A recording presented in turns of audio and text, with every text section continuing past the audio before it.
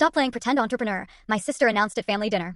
Your little online thing isn't a real business. Everyone laughed. I still remember the exact moment my sister, Teresa, looked me dead in the eye at a family dinner and dismissed everything I'd built as nothing more than a little online thing, a pretend entrepreneur. But what she didn't know, what no one knew, was that my little online thing was actually funding her entire empire.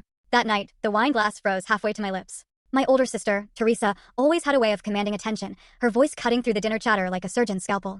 Stop playing pretend entrepreneur, she'd said, fixing me with that condescending smile I'd known since childhood. Your little online thing isn't real business. The dining room went silent.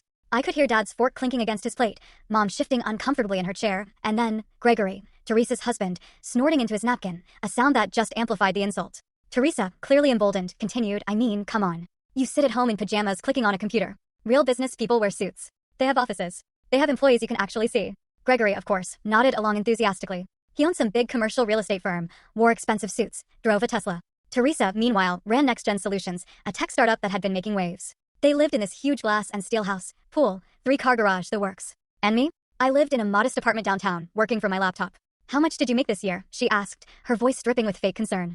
From your online thing? The whole table waited. Mom looked like she wanted to evaporate. Dad just cleared his throat. My younger cousin, Amanda, giggled nervously. I do all right, I mumbled, trying to keep my voice steady. All right? Teresa repeated the words like they were infectious. You're 32 years old, and Mom told me you still have student loans. Meanwhile, I'm expanding to 3 new markets next quarter. We just hired 15 new developers.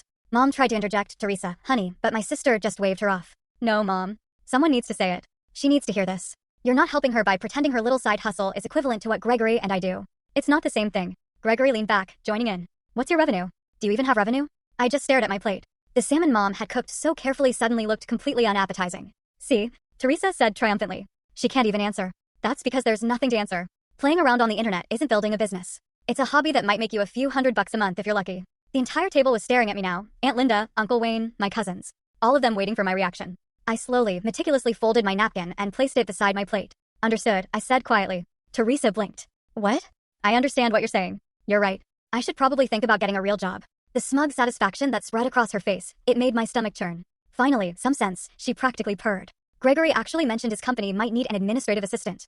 It wouldn't be glamorous, but it would be steady income. Real income. That's very generous, I said, standing up. Thank you for dinner, Mom. It was delicious. I should go. Mom looked so distressed. Honey, you don't have to leave. I have work tomorrow, I said, early morning. I kissed her cheek, grabbed my coat. Teresa called after me as I walked out. Full story on channel link below. Click now to watch what happened next in the story.